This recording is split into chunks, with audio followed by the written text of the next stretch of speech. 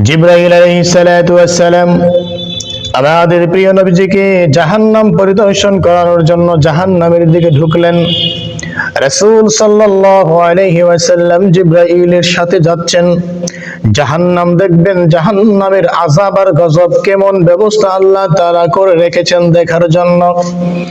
রাসূল সাল্লাল্লাহু আলাইহি ওয়াসাল্লাম বলেন, আমি জাহান্নামে ঢুকে প্রথমে যে বিষয়টা দেখলাম, জাহান্নামে ঢুকেই দেখি আমি কিছু মানুষ, বিশাল দেহের কিছু মানুষ, যাদের নখগুলো তামা দিয়ে তৈরি, অনেক লম্বা লম্বা নখ। তাদের দেহটা এমন ছিল যেন আগুনে জ্বলে পড়ে আংরা হয়ে আছে, আগুনে জ্বলে পড়ে একেবারে ছাই হয়ে আছে, এমন তাদের দেহটা। বিশাল আকৃতির দেহ, বিশাল আকৃতির মানুষ, বিবস্ত্র চেহারা, বিবস্ত্র অবস্থা। তাদের চেহারার দিকে তাকাইলেই ভয় চলে আসে।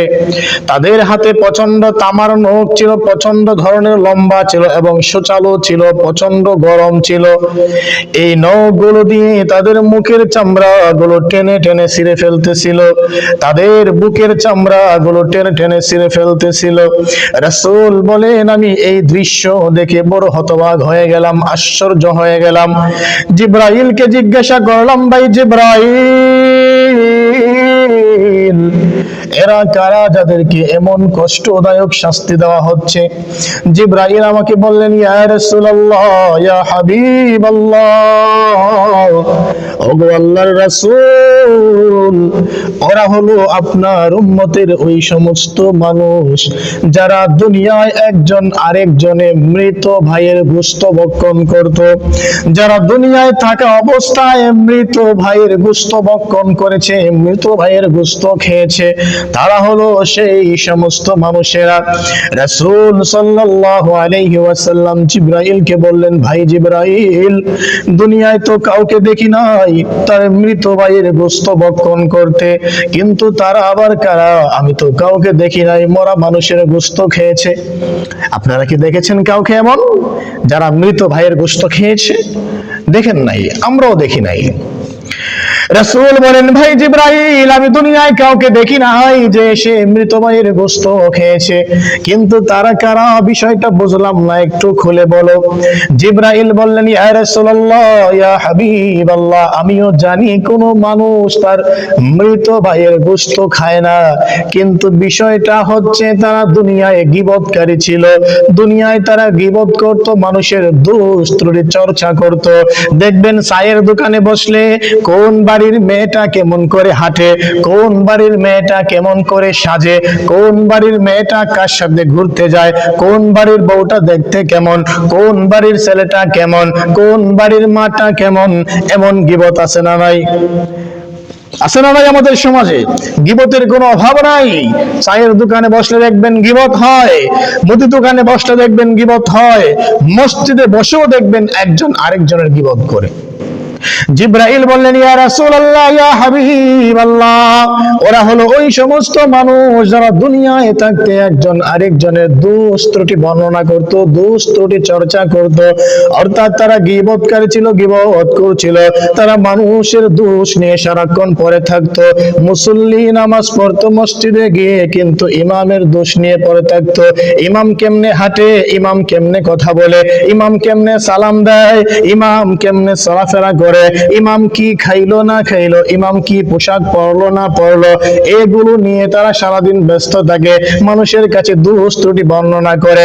ইমাম সাহেব বয়ানের মধ্যে যদি একটা শক্ত কথা বলে ফেলে, তাহলে এই কথা নিয়ে তারা চায়ের দোকানে বসে বসে ইমামের গীবত করে সমালোচনা করে।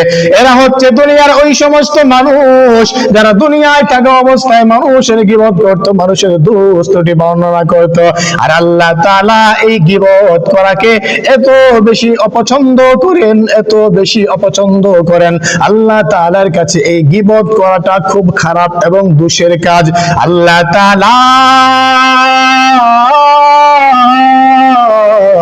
এই গীবতকারীদেরকে, এই গীবত করাকে, মৃত ভাইয়ের গোশত খেলে যেমন পাপ হবে, অপরাধ হবে, এই গীবত করাকে আল্লাহ তাআলা সেই অপরাধের সাথে তুলনা করে বলেছেন যে গীবত করা হলো মৃত ভাইয়ের গোশত খাওয়ার মতো একটা অপছন্দনীয় কাজ।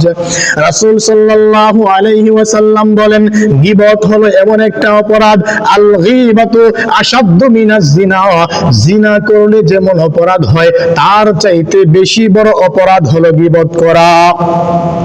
এই দুনিয়ায় যারা গীবত করেন, মানুষের দোষ ত্রুটি বর্ণনা করেন, একটা কথা ভালো করে মনে রাখবেন, হায় হায় ভাই, দুনিয়ায় কয়দিন থাকবো না থাকবো জানি না, দুনিয়ায় কেমন থাকবো না থাকবো জানি না, সুখে থাকবো না দুঃখে থাকবো, হায় হায় যেমনই থাকি না কেন দিন তো একদিন চলে যাবে। গীবত করলেও দিন যাবে, গীবত না করলেও দিন যাবে, মানুষের ভুল ধরলেও দিন চলে যাবে, মানুষের ভুল না ধরলেও আমার দিন চলে যাবে। কিন্তু মনে রাখবেন যারা গীবত করেন আল্লাহ তাআলা জাহান্নামে তাদের জন্য কঠিন শাস্তির ব্যবস্থা করে রেখেছেন। আল্লাহ রাসূল বলেন আমি যখন এই দৃশ্যটা দেখলাম আমার বড় ভয় লাগলো, হায় হায় আমার উম্মতের এই অবস্থা, আমার উম্মতের এই অবস্থা যদি হয় আমি রাসূল কি করে সহ্য করব। রাসূল চোখের পানি ফেলে কান্না করলেন আর আল্লাহকে দোয়া করলেন, আল্লাহর কাছে বললেন আল্লাহ আমার উম্মতের মধ্যে এমন উম্মত দিও না। কিন্তু দেখেন আমাদের মধ্যে কত মানুষ আছে গীবত করে, সারাটা দিন মানুষের গীবত করে, সকাল থেকে সন্ধ্যা, সন্ধ্যা থেকে নিয়ে আবার সকাল পর্যন্ত যতক্ষণ সে ফ্রি টাইম থাকে ততক্ষণ শুধু মানুষের দোষ বর্ণনা করে, মানুষের গীবত করে বেড়ায়, কে কেমন করে চললো, কে কেমন করে খাইলো, আসেই তার সারাদিন এই গীবত করা। এই গীবত নামক জঘন্য কাজ থেকে আমাদেরকে বিরত থাকতে হবে, নয়তো আল্লাহ তাআলা আমাদের জন্য জাহান্নামে বড় শাস্তির ব্যবস্থা করে রেখেছেন। রাসূল বলেন আমার উম্মত, সাহাবায়ে কেরামদেরকে বললেন আমার সাহাবায়ে কেরাম সাবধান, তোমরা একজন আরেকজনের গীবত করবা না, একজন আরেকজনের দোষ ত্রুটি বর্ণনা করবা না, কারো সমালোচনা করবা না, কারো সমালোচনা করবা না, কারণ আমি রাসূল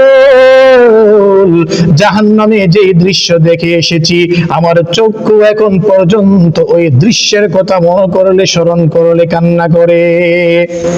তাহলে রাসূল সাল্লাল্লাহু আলাইহি ওয়াসাল্লাম জাহান্নামে ঢুকে জাহান্নাম পরিদর্শনে গিয়ে কি দেখলেন যে গীবত করলে কি শাস্তি হবে, কি শাস্তি আল্লাহ দেবেন। মেরাজের রাতে আল্লাহ তাআলা তার হাবিবকে জাহান্নাম পরিদর্শন করালেন, জান্নাত পরিদর্শন করালেন, এরপরে সিদরাতুল মুনতাহা পাড়ি দিয়ে আল্লাহ তাআলার কাছে নিয়ে গেলেন। ওইগুলো আমরা পরে আলোচনা করব। আসুন জাহান্নামের আরো কিছু চিত্র, আরো কিছু বর্ণনা আমরা আলোচনা করি। রাসূল সাল্লাল্লাহু আলাইহি ওয়াসাল্লাম বলেন গীবতকারীর কি শাস্তি হবে এটা দেখে আমি সামনের দিকে গেলাম আর কিছু দেখার জন্য। জিবরাইল আমাকে নিয়ে গেলেন, সামনে গিয়ে দেখি একদল মানুষের জিহ্বাগুলোকে কেচি দিয়ে টানে, কেচি দিয়ে ঘষিয়ে ঘষিয়ে কাটা হচ্ছে। আমি দেখে বড় আশ্চর্য হলাম, ওরা তো অনেক অনেক অনেক লম্বা দাড়ি ছিল তাদের মুখে, অনেক বড় সুন্দর পাগড়ি ছিল মাথায়, লম্বা জুব্বা পরা ছিল। এই সমস্ত মানুষের জিহ্বাগুলো কেটে কেটে ফেলা হচ্ছে, টেনে টেনে কেটে ফেলা হচ্ছে। আমি জিবরাইলকে জিজ্ঞাসা করলাম ভাই জিবরাইল এদের জিহ্বা কেন কেটে ফেলা হচ্ছে, ওরা কারা, আমার তো বুঝে আসতেছে না। জিবরাইল বলেন ইয়া রাসূলুল্লাহ, ইয়া হাবিবাল্লাহ, ও আল্লাহর রাসূল, ওরা হলো আপনার উম্মতের ওই সমস্ত আলেম যারা দুনিয়ায় মানুষদেরকে উপদেশ দিত, মানুষদেরকে ভালো কাজের জন্য বলতো, মানুষদেরকে ভালো নসিহত করতো, উপদেশ দিত, মানুষদেরকে বলতো তোমরা জিনা করো না, মানুষদেরকে বলতো তোমরা গীবত করো না, মানুষদেরকে বলতো তোমরা হারাম খেও না, মানুষদেরকে বলতো তোমরা মদ পান করো না, মানুষদেরকে সুন্দর সুন্দর বাক্য দিয়ে উপদেশ দিত, কিন্তু নিজেরা সেই অনুযায়ী আমল করে নাই। যারা তারা যা বলতো তার বিপরীত তারা কাজ করত, মানুষকে উপদেশ দিত একটা, তারা করত আরেকটা। এরা হলো ওই সমস্ত আলেম, ওই সমস্ত মানুষ যারা দুনিয়ায় নিজে যা করে তার বিপরীত মানুষদেরকে উপদেশ দেয়। তাদের জন্য আল্লাহ তাআলা আজকে তো কঠিন শাস্তির ব্যবস্থা করে রেখেছেন। আল্লাহ তাআলা তাদেরকে এভাবে শাস্তি প্রদান করবেন। আল্লাহ তাআলা কোরআনে কারীমের মধ্যে বলেন, লিমা তাকুলুনা মা লা তাফআলুন, কেন তোমরা সেই কথা বলো যেই কথা তোমরা নিজে মানো না, কেন তোমরা সেই উপদেশ দাও যেই উপদেশ তোমরা নিজেরাই গ্রহণ করো না, কেন তোমরা মানুষকে সেই আমলের কথা বলো যেই আমল তোমরা নিজেরা করো না। সাবধান সাবধান, যদি এমন করো তাহলে আমি আল্লাহ তাআলা তোমাদেরকে হাসরের মাঠে তোমাদের জিহ্বাগুলো কেচি দিয়ে টেনে টেনে কেটে ফেলবো।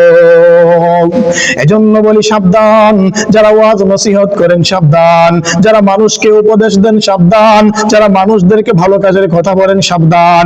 নিজে নসিহত গ্রহণ না করে কাউকে নসিহত দেবেন না, নিজে উপদেশ গ্রহণ না করে কাউকে উপদেশ দেবেন না, নিজে ভালো কাজ না করে কাউকে ভালো কাজের আদেশ দেবেন না।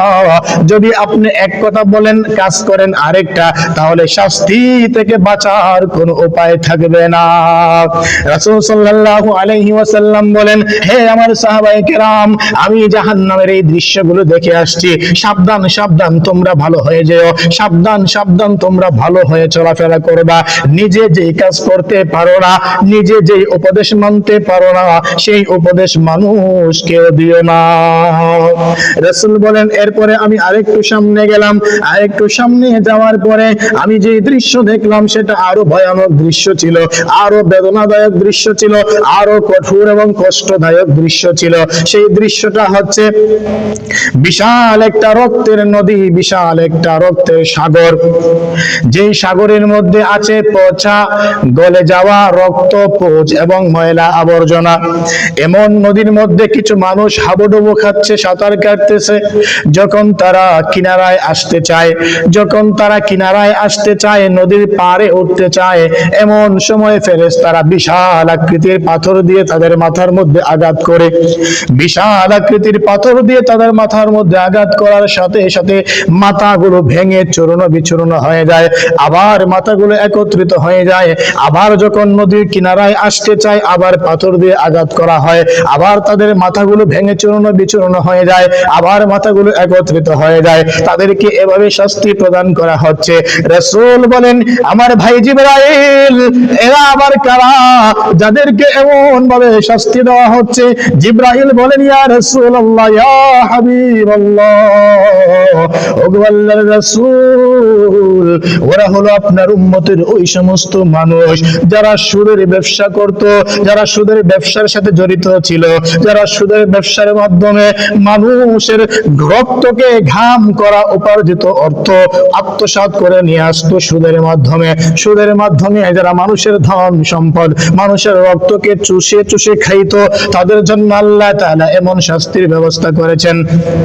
আমাদের সমাজে এমন সুদখোর আছে না? এমন সুদখোর আছে না যারা সুদের ব্যবসা নিয়ে বসেছে, যারা আবার সুদের ব্যবসার মধ্যে চাকরি করে, যারা সুদের ব্যবসার সাথে জড়িত, যারা সাক্ষী দেয়, যারা সাক্ষী দেয় এই সুদের জন্য, যারা সুদ গ্রহণ করবে, যারা সুদ দেবে, যারা সাক্ষী থাকবে, যারা লিখবে, সবাই সমান অপরাধী। সবাইকে আল্লাহ তাআলা জাহান্নামের শাস্তির ব্যবস্থা করে রেখেছেন। রাসূল বলেন, আমি জাহান্নামের এই দৃশ্য দেখে এসেছি। সুদখোরকে আল্লাহ তাআলা কেমন শাস্তি দেবেন, সুদখোরকে আল্লাহ তাআলা কেমন আযাব দেবেন, সুদখোরের কেমন ভয়ানক পরিণতি হবে। সাবধান আমার উম্মতেরা, সাবধান, তোমাদেরকে আমি রাসূল সাবধান করে দিয়ে যাচ্ছি। আর কখনো তোমরা সুদের ধারে কাছে যাইবা না, আর কখনো তোমরা সুদ খাইবা না। আল্লাহ তাআলা আমাদের জন্য ব্যবসাকে হালাল করে দিয়েছেন, সুদকে হারাম করে দিয়েছেন। আহাল্লাল্লাহুল বাইআ ওয়া হারামার রিবা, আমি আল্লাহ তাআলা তোমাদের জন্য ব্যবসাকে হালাল করলাম, সুদকে হারাম করে দিলাম। তোমরা ব্যবসা করে খাও, ব্যবসার মধ্যে আমি আল্লাহ বরকত দিয়েছি। রাসূল বলেন, আল্লাহ তাআলা 10 ভাগ রিজিকের মধ্যে 9 ভাগ রিজিককে আল্লাহ ব্যবসার মধ্যে রেখে দিয়েছেন। ব্যবসা করেন, ব্যবসায় আল্লাহ বরকত দেবেন। রাসূল নিজেও ব্যবসা করেছেন, সাহাবায়ে কেরাম ব্যবসা করেছেন, ইমামরাও ব্যবসা করেছেন, বড় বড় হক্কানি উলামায়ে কেরামরাও ব্যবসা করতেছেন। সাবধান সাবধান, সুদের ধারে কাছেও যেও না, সুদের ধারে কাছেও যেও না। যারা সুদ খাবে, যারা সুদ নেবে, যারা সুদ দেবে, সুদের সাক্ষী যারা হবে, সুদকে যারা লিখে রাখবে, সবাই সমান অপরাধী, সবাইকে একই শাস্তি দেওয়া হবে। জাহান্নামের ভয়ানক চিত্র। রাসূল বলেন দেখা আমার চোখ দিয়ে পানি ঘর ঘর করে পড়তেছিল, আমি সেই চোখের পানি ধরে রাখতে পারতেছিলাম না, এত কষ্টদায়ক এত বেদনাদায়ক শাস্তি ছিল। আমার ভাইয়েরা, সমাজে যারা সুদ খায়, সমাজে যারা সুদ গ্রহণ করে, সুদ নেয় দেয়, আমি তাদেরকে বলছি সুদের ব্যবসা ছেড়ে দাও, সুদ খেও না, সুদ নিও না, কারণ এই সুদটা হলো ভয়ানক একটা শাস্তি। ভয়ানক একটা শাস্তি হলো এই সুদ। সুদ যারা খায় তাদের শান্তি আসে না, দুনিয়ায় শান্তি নাই, আখিরাতেও শান্তি নাই। আজকে সুদের বিরুদ্ধে বলতে গেলেও ঝামেলা, ইমাম সাহেব বললে ইমাম সাহেবের চাকরি শেষ। ইমাম সাহেব যদি সুদের বিরুদ্ধে কথা বলতে যায়, ইমামের চাকরি শেষ। যাই হোক আমার ভাইয়েরা, আল্লাহ রাসূল বলেন জাহান্নামের মধ্যে আমি সুদখোরের ভয়াবহ দৃশ্য দেখে আসছি। আমার সাহাবায়ে কেরাম তোমাদেরকে বলে যাচ্ছে, হে দুনিয়ার আমার উম্মতে মুহাম্মদী, আমার উম্মতেরা, আমি তোমাদেরকে বলে যাচ্ছি সাবধান, সুদের ধারে কাছেও যেও না, সুদ বড় মারাত্মক অপরাধ। আল্লাহ তাআলা আমাদেরকে সুদ থেকে বেঁচে থাকার তৌফিক দান করুন। আসুন, রাসূল সাল্লাল্লাহু আলাইহি ওয়াসাল্লাম মেরাজের রাতে জাহান্নামের আরো কিছু দৃশ্য দেখেছেন, একটু সামনে আমরা আলোচনা করি। রাসূল বলেন আমি সামনের দিকে গেলাম, জিবরাইল আমাকে নিয়ে গেলেন, আরো কিছু দেখাবেন জাহান্নামের ভয়াবহ দৃশ্য। আমি সামনের দিকে গিয়ে দেখি একদল লোক, একদল মানুষ একটা বোঝা মাথায় উঠাইতে চায় কিন্তু উঠাইতে পারে না। ওই বোঝাটাকে খুলে খুইলা আরো কিছু লাকড়ি দেয়, আরো কিছু জিনিসপত্র দিয়া বোঝাকে আবার বাঁধে, আবার উঠাইতে চায় উঠাইতে পারে না, আবার রশির বাটটা খুলে আবার বোঝার মধ্যে আরো কিছু দিয়া এটাকে আরো ভারী করে মোটা করে, এরপরে বাইদা আবার মাথায় উঠাইতে চায় কিন্তু উঠাইতে পারে না। আমি জিবরাইলকে জিজ্ঞাসা করলাম, ভাই জিবরাইল, ওরা আবার কেমন বোকা মানুষ, যদি আমরা কোনো ভারী বোঝা মাথায় উঠাইতে না পারি তাহলে এটা থেকে কিছু কমাইয়া অল্প কইরা মাথায় তুলে, কিন্তু এই লোকগুলো দেখছি এত বোকা, তুলতে পারে না, আবার তার মধ্যে আরো কিছু দিয়া এটাকে আরো বড় বানায়। ওরা আবার কারা? তাদেরকে এমন শাস্তি কেন দেওয়া হচ্ছে?